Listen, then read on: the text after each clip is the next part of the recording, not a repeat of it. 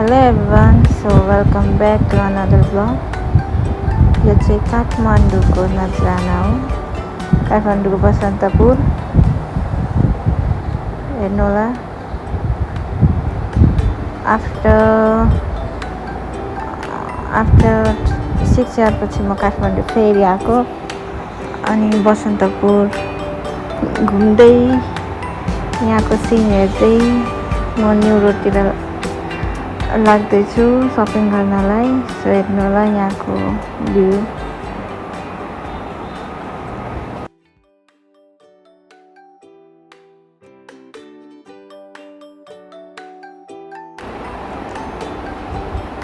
कति धेरै भिड छ, कति धेरै भिड। इभिनिङ